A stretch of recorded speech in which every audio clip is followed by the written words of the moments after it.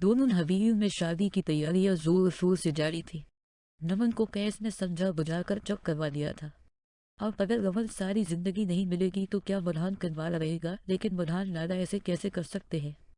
वो तो मोहब्बत करते हैं ना आंखों से। इसका मतलब अगर मैं गायब हो जाऊं तो आप भी दूसरी शादी कर लेंगे।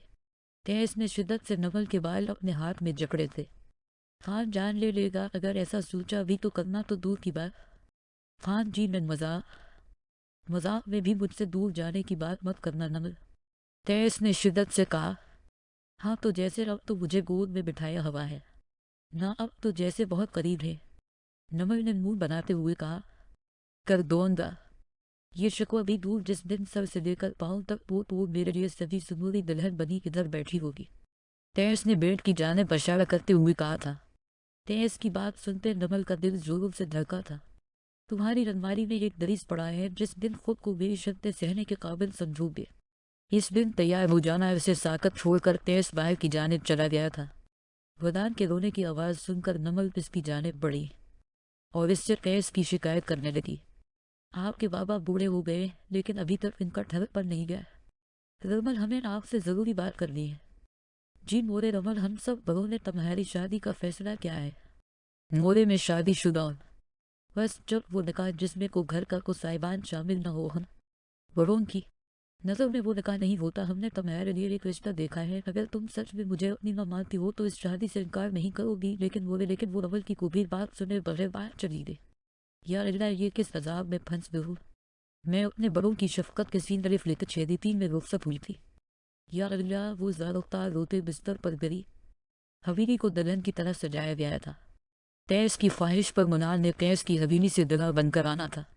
ये भी कैस की इज्जत थी जिस पर सब ने हामी भरी थी। मुनार साकत सा था, जैसे इसकी नहीं किसी और की शादी हो। अपने भाई को वो जैसे नजरों से कत्ल करने का इरादा रखता था। बदर, अगर तुम आज भी अनाबिया को लेकर हवेली ना आ लेते 6 दिन ना तो बहुत जूते लगने हैं। कैस ने बदर को धमकी देते हुए कहा। जी लाला, मैं बस पहुंच गया। अपने पीछे से आवाज़ सुनकर तेज पड़ता कैसी है? मेरी बहना ये को देखते तेज जिसकी जानिब बढ़ा। लाला, ये चोर इंसान मुझे बहुत तंग करता है। अनाबिया ने सोन सोन करते बदर की शिकायत लगाई और बदर तेज के जूतों के डर से जल्दी से भागा था। शश मेरा बेटा, मैं इसके कान खींचूंगा, तेज ने प्यार से अनाबिया को पचकारते हुए समझाया। लाला, कान नहीं खींचने, पूरे को खींचना है। बहुत तंग करते हैं मुझे। हाँ हाँ हाँ, ठीक है बेटा, लेकिन थोड़ी इसे इज्जत भी दे दिया करो। हाँ हाँ लाला समझाए इसे। बदर जो पलक के पीछे छुपा था नींद बाहर निकाल कर बोला था। तय सनाबिया को छोड़ते इसकी जानिब बढ़ा था। नूरे बचाए। बदर चीखता हवा अंदर को भागा था। शाह हाउस की जान था ये लड़का। रमल बेटा, मेहंदी लगवा लो और जल्दी से तैयार हो जाओ, रस्म करनी है। रमल ने एक शिकायती नजर इन पर डाली थी लेकिन वो अबूल कर गई। मुझे नहीं लगवानी मेहंदी, लेकिन न करने के बावजूद अमामा बेगम ने न सिर्फ रमल की मेहंदी लगवाई थी बल्कि इसे तैयार भी क्या था। माशाअल्लाह, चश्म बदूर चांद और सूरज की जोड़ी होगी तुम दोनों की, अमामा बेगम ने रमल की बलाई लेते हुए कहा। लेकिन रमल खामोश साकत बैठी थी। मेहंदी की रस्म खुश असलूबी से गुजरी थी। दुनिया के पहले दिना दुल्हन थे कि दिना दुल्हन के घर रस्म कर रहा था और दुल्हन दुल्हे के घर समझ गए ना रेडर्स लुक। बारात वाले दिन अफरा तफरी मची हुई थी। खान जी पकड़े इसे, ये मुझे तैयार नहीं होने दे रहा। नमल ने अपना बेटा तेज की जानिब बढ़ाते हुए कहा। अरे बाबा की जान, ममा को तंग करते हो करना भी चाहिए। आपकी ममा ने कौन सा बाबा को कम तंग किया है? तेज की बात पर नमल ने तेज को बोला था।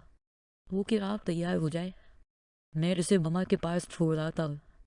नमल ने काले रंग की साड़ी पर बालों को हल्के हल्के कर डालकर खुला छोड़ रखा था। तेज रूम में दाखिल हवा तो नमल को देखते साकत रह गया। आज रमल ने पनक लब पुस्तक लगाई हुई थी। ये वही लिबास था जो तैस ने इस दिन नमल को बताया था। तो क्या नमल तैस की शिद्दत बर्दाश्त करने के लिए तैयार थी। तैस बेखुदी के आलम में नमल की जानिब बढ़ा था। माशाअल्लाह, आज फान की जान निकालने का इरादा है क्या? जब नमल ने तड़प कर उसके मुंह पर हाथ रखा था। खान जी, अल्लाह आपको मेरी भी उम्र लगा दे। नमल की बात सुनकर तैस ने इसके माथे पर लब रखे थे। कैसी लग रही हूँ? खान जी, नमल के सवाल पर तैस बेसाख्ता उसके होंठों पर जका था।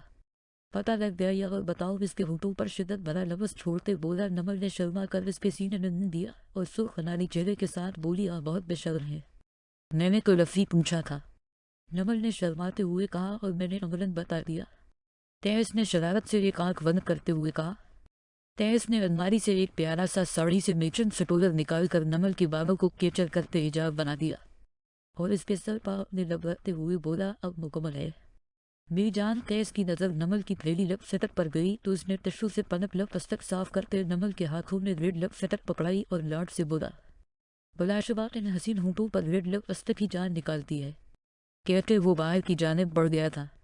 पीछे तेज की बात का मतलब समझते नमल मुस्कुरा दी थी। तेज की नाराजगी खत्म हो चुकी थी। ये बात ही इसे सरशार कर गई थी। बियर यार रेडी नहीं हुई अभी। बियर लाइट पर कलर के ड्रेस में पंकी ही लग रही थी। उसका भला भला वजन उसे मजीद खूबसूरत बना रहा था।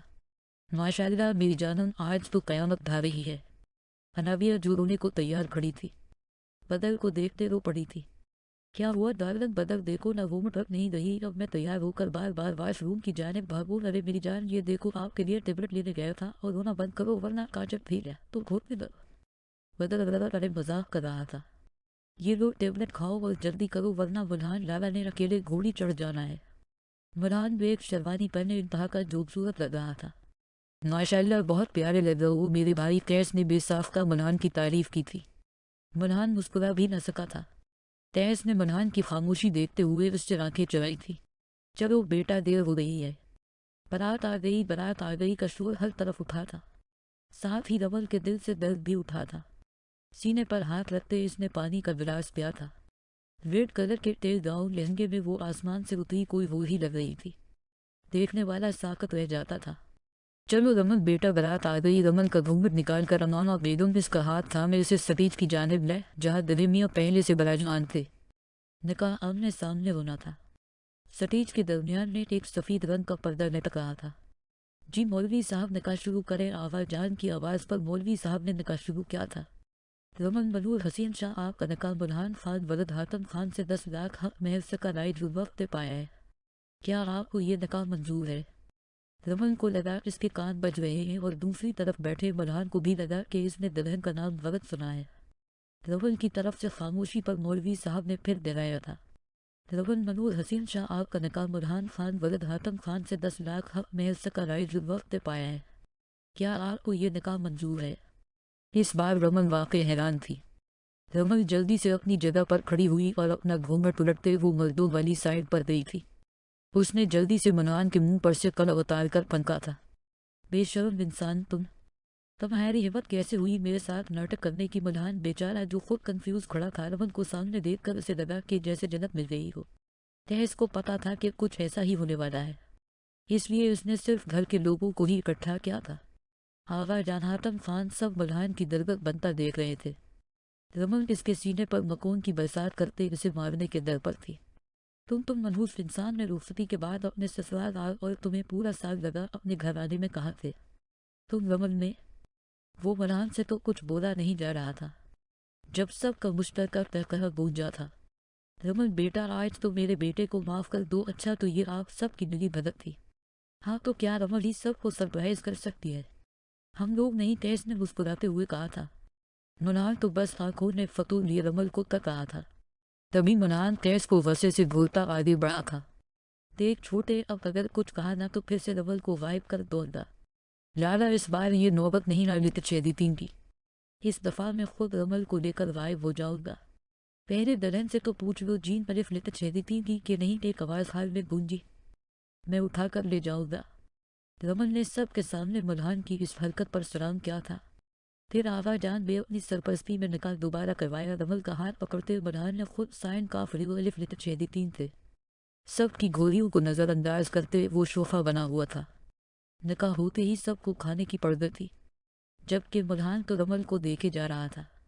रमल शहीद पहली बार मल्हान की नज़रों से पसंद हो रही थी। इसकी डेट रेड लब अस्तक से सजे हूँ मल्हान को अपील कर रहे थे। मल्हान ठंडी आग डाल कर रह गया। अभी और इंतजार। मल्हान ने रमल के कान में सरगोशी की थी और साथ ही इसकी कान की लोग पर अपने लग रखे थे। रमल बोलट होने के बावजूद सबकी मौजूदगी में कांप गई थी। जानम अभी से कांपना शुरू कर दिया। अभी तो इश्क के और इम्तिहान है। बाकी खाने के बाद रुखसती का शोर था और ऐसे सब की दावों के साए में रमल को ससुराल रुखसत किया गया। घर आते ही अमामा बेगम ने बहुत सी रस्में की। मरहान का बस नहीं चल रहा था कि रमन को उठाकर कमरे में भाग जाए। वो अब इस सब से बेजार सा हो रहा था, लेकिन चेहरे में मुस्कुराहट थी, बहुत खूबसूरत मुस्कुराहट, जैसे हफ्ते अफरीन पा लिया हो। आखिरकार सबको मरहान पर रहना ही गया और रमन को कमरे में ले जाने की बात हुई। यहाँ पहली बार हातम खान बोले, बेटा जी, जब हमारी शादी हुई थी हम अपनी बेगम को उठाकर कमरे में लेकर गए थे। अब आपकी बारी है, आप भी रमन को ऐसे ही लेकर जाएंगे। बाप की बात पर मरहान और रमन दोनों का ही मुंह खुले का खड़ा रह गया, लेकिन फिर चेहरे पर शरारती मुस्कुराहट सजाए इसने किसी बढ़िया की तरह रमन को अपने बाजू में उठाया। इसके ऐसा करते ही होटन का एक तूफान ने बदतमीजी उठाया, लेकिन मरहान किसी की भी परवाह किए बगैर रमन को लिए कमरे की तरफ बढ़ा। रमन ने शर्म से अपना चेहरा मरहान के सीने में छुपा लिया। जैसे ही सब मरहान के कमरे के बाहर पहुंचे, सब ने यहाँ ही रमन को खड़ा करने का बोला, क्योंकि रमन को यहाँ से खुद कमरे में जाना था। मरहान को बना नींद के कमरे में दाखिले की इजाज़त नहीं थी। मरहान के नीचे उतारते ही रमन जल्दी से कमरे में चले गई, मबादा कोई नया हुक्म न जारी हो जाए। कमरे को देखते ही रमल की आंखें और मुंह दोनों ही एक साथ खुले थे। मरहान के कमरे को फूलों और लाइटों से कैस ने अपने हाथों से सजाया था। मरहान का कमरा खूबसूरती की आली मिसाल लग रहा था। कमरे में खड़ी रमल अपने दिलनापे का ख्याल किए बगैर कमरे को यब तक देख रही थी। हाँ, आपको ये खान जी ने करवाया है, आप लोगों के लिए। नमल ने मुस्कुराते हैं वो लेते छेदी कहा, आपको आपके हाथ कितने ठंडे हो गए हैं। आज नवल भी पूरा तंग करने के मूड में थी, इसलिए मौके का भरपूर फायदा उठा रही थी। नहीं नहीं, कुछ नहीं, रमल जल्दी से बोली। आपको इधर बैठ जाए और जीजू के आने तक चेंज बदकर नहीं करना। नमल ने रमन को बेड पर बैठाते इसका लहंगे साइडों पर फैला दिया। रमल चेहरे पर घूंघट लिए सर झुकाए रावीती दिव्यान की तरह बैठी होती, जब बाहर से शोर की आवाज पर उसके दिल की धड़कन साकत हुई थी। मरहान लाला पूरे 1 लाख चाहे और 1 लाख मुझे अनाबिया और नमल बुल्हान को अंदर नहीं रहने दे रही थी। ये लो मेरा एटीएम कार्ड और प्लीज मुझ पैसे है वो लेते छेदी को अंदर जाने दो। मरहान ने जल्दी से उनके हाथ में कार्ड थमाया और कुछ भी समझने का मौका दिए बना कमरे में घसकर दरवाजा बंद कर लिया। पीछे सबका जानदार तहकहा गूंजा था। नमल ने कुछ कहना चाहा, लेकिन कैस ने अचानक उसे अपनी बालों में भरा और उसे लेकर अपने रूम की जानिब बढ़ गया था। पीछे बदल ने भी यही अमल दोहराया था। शुक्र है। मरहान ठंडा सांस लेकर आगे बढ़ने लगा, लेकिन वो हैरान सा दरवाजे में ही रख गया, क्योंकि सामने दुल्हन बदी रमल जीन पर फ्लिप छेदी नमाज पर बैठी थी। वो तराज किसी कैफियत में चलता रमल की एक साइड पर बैठ गया। रेड और गोल्डन कलर का लहंगा जिस पर पर्ल का काम था, मरहान की आंखों को फेरा कर रहा था।